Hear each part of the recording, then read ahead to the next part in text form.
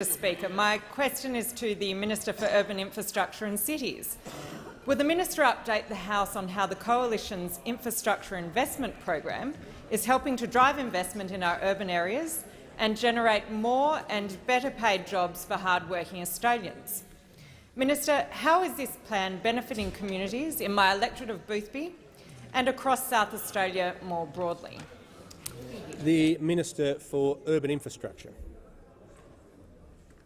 Well, I do thank the member for Boothby, who is a terrific champion for urban infrastructure, including in her electorate. And why wouldn't she be? Because thanks to her advocacy, the Oakland Crossing, a very important project, $174 million, $95 million from the Commonwealth. It's been talked about for decades, but thanks to the member for Boothby, it's being delivered. In fact, a major contract awarded in January this year, and this is a project which will materially reduce the delays on Morphett Road for 42,000 vehicles which use that road every day.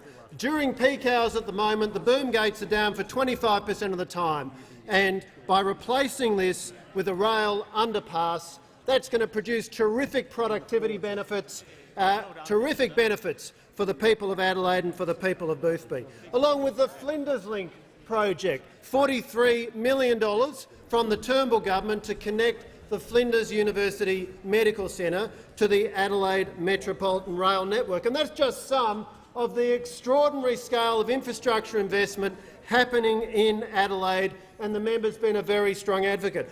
$1.6 billion of Commonwealth money going into 3 enormous projects on the North-South corridor, averaging 1,330 jobs a year, $885 million on the Northern Connector, 80% funded by the Turnbull government, or the Darlington project, $620 million, again 80% funded by the Turnbull government, by the federal coalition. And I tell you what, if you had to wait to rely on state Labor to deliver these projects, you'd be waiting a very long time. But thanks to the Turnbull government, we are delivering in Adelaide, in South Australia, as part of an infrastructure spend of $9 billion in 2017-18 and $10 billion in 2018-19, and part of a massive infrastructure spend all around the country. The Deputy Prime Minister has just run through some of the projects, but there's such an enormous list that I can find plenty of others to mention.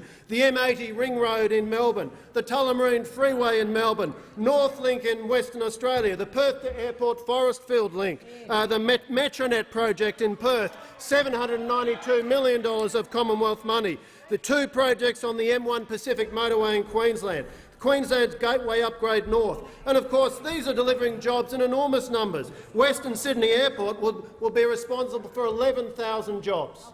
And at the same time, what does state Labor do? In state after state, they cancel projects. They cancelled East West Link in Victoria, they cancelled Perth Freight Link in Western Australia, and the member for Grayndler tried to walk away from WestConnex in the 2016 election. Labor fails to deliver infrastructure.